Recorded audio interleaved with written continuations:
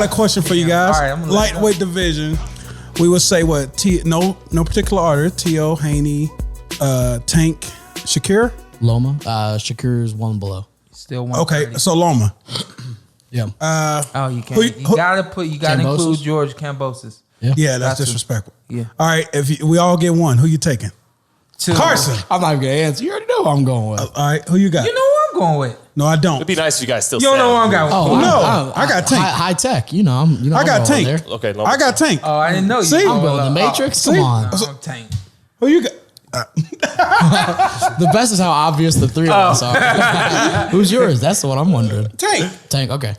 Devin Haney. Yeah, there you go. I'm taking Shakir. Skills paid. Not even in the division yet. Well, he's at 130, but still, that's fair I enough. like the confidence, fair enough. though. Sharp though. Yeah, He he is. looks so good. He had the of greatest course. performance out of all these young fighters in the last month or two. Who? His Shakur against Herring. Yeah. Yeah. Yeah, I would probably agree. I think we all Kambosos feel is like close, each of but- our guy can be the pound for pound one out of that list. Well, maybe on any given night, these guys might be able to beat Mine's each been other. there, done that. It might be a case where they're so closely matched that you're not going to get a lot of. You match them 10 times, one guy might win 6-4, 7-3. Yeah. It doesn't look like we got a whole lot of half 10 dozen of another. Hey, let's do Yeah. this real quick. Do a ranking real quick. Let's Can we do go it. through the fights first, though? No, I've been thinking about this though. Okay, go ahead. all right, Go ahead go. then. All right, Tank. Why you? All right, I got been Tank. thinking about this. Beatbox before. All right, I got Tank, Kambosos, Shakir. Can I put Shakir in? No. All right, Loma. So the one, let me interject Haney? because Tiafimo's going to 140, so it's kind of tough to have. He's him. 100% going to 140, huh? But we didn't name Seems him. to be. What we Even- went? even We went without- Loma, Yeah. Tank, Yeah. Shakir. I was just saying, kind of in Kambosos. general. He's And the last one. Who's the last one? So I got Tank, Kambosos, He said, I've been thinking about it. Lomachenko, Lomachenko. Devin Haney. No, Shakir, Devin Haney. Okay. Well, I'm going to leave Shakur and T.O. out of it because 130 and one's going up to 140. But Kambosos, again, Haney's my guy, big picture wise. But I'm going to go Kambosos because he earned it. I'll go Tank because I think the wins over Santa Cruz, Barrios, and Pedraza are all underrated. Those are real wins. I'll go Haney third, and then I'll go Lomachenko fourth because, not to be Johnny come lately, but he's the one coming off a loss. He's the one who's got to get some get back in there right now. Nakatani, but it's fine, I guess. And looked as good as he's ever looked.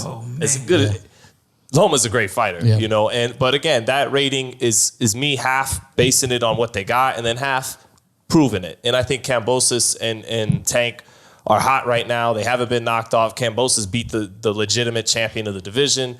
Tank, again, Santa Cruz, Pedraza, and Barrios are good wins that we can't just sneeze at. And then Haney, one thing for Devin Haney is, it seemed like I felt after the Diaz fight, a narrative against Dev was going to be that, he didn't look that impressive, right? But out of the three young guys that fought in those 8 days, Tiafimo lost to Kambosos, and Tank wound up having a closer, more competitive fight with Cruz than Devin did with Diaz, although both competitive fights. So in a way, it's like, and I mean, even if you want to look at it on paper, going into their fights, you could argue that Diaz was the toughest opponent of the three, and Haney passed his test the easiest. So, good stuff to Haney, but still, I got him third behind Tank and Kambosos and Tank because stronger wins at this point. They've proven it more right now. So I have Tank as my number one. I think that Tank is an absolute dog. I think that he's the most versatile fighter in the division. I think that he's got the most power in the division, the most poise and confidence in the division. He's kind of that I can't be broken kind of fighter. I think that he'll fight through anything, and we saw him fight through a hand injury.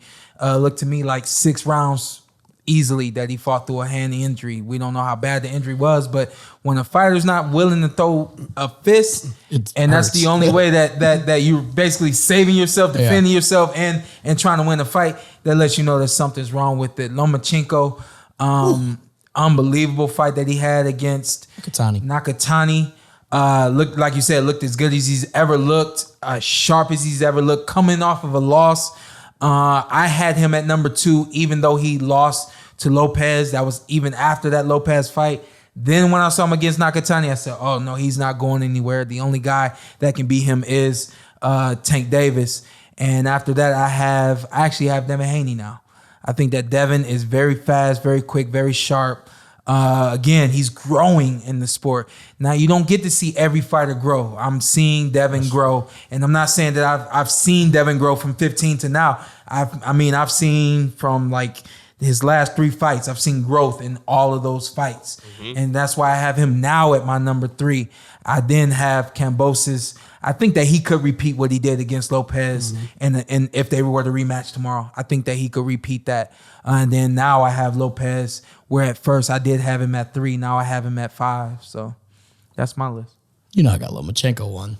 Lomachenko and Tank are like right there. They're interchangeable. Like, and I think the weights are what, like Lomachenko I think is best at, I mean, technically almost 26, but 30, 35 is where he's kind of pushing it.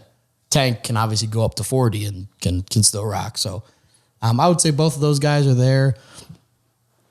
I would Kambosos next. I mean, that performance was unbelievable. And it is something where I don't think we were harsh to say that he not struggled, but he had close fights with Mickey Bay and Lee Selby.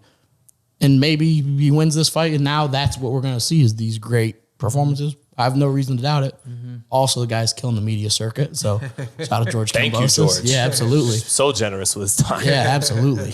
I would say Kambosos 3, but Haney's right there as well. Yeah. So I'd say that's probably where I have them. I think we got all pay-per-view fights, every single fight. You can throw them in a hat, pull 2 names out, pay-per-view fight. Yeah, I'm with that. It'll be interesting to see how they match, if they match up or how they match up. The best part about it is those are pay-per-view fights that you can't complain about. I don't think that those fights go any other way but exciting. Unless you like to just complain about pay-per-view fights. Are we done with Ryan Garcia right now? He just out of sight, out of mind? He just has to fight. Out of sight, out of mind. He has to fight. Yeah, he was out of Yeah, he's just got to fight for it. You know. And he also, there you go. just like he always finds a way to chirp like on social media after these fights. And it's like, my guy, I get it.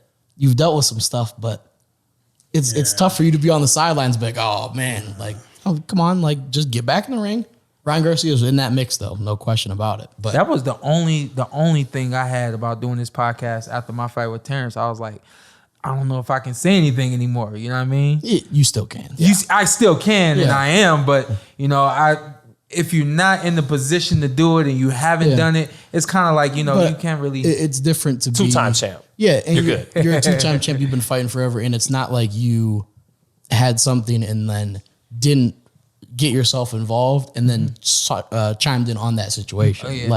You're talking about stuff that's typically unrelated to you or your own fights, which you never come with to talk about a shade tweet like, Errol didn't even look that good, or Terrence didn't even look that good. I would do this, I would do that. Well, I hope he's working. You know what I mean? And I know he's recovering. Obviously, had surgery or whatever it was on his elbow or shoulder. I've had people ask me like, "Yo, do you go to the gym when you're mad and things like that?" I'm never really mad. I'm not really a temperamental person in general, but that could be a good outlet for him. You know.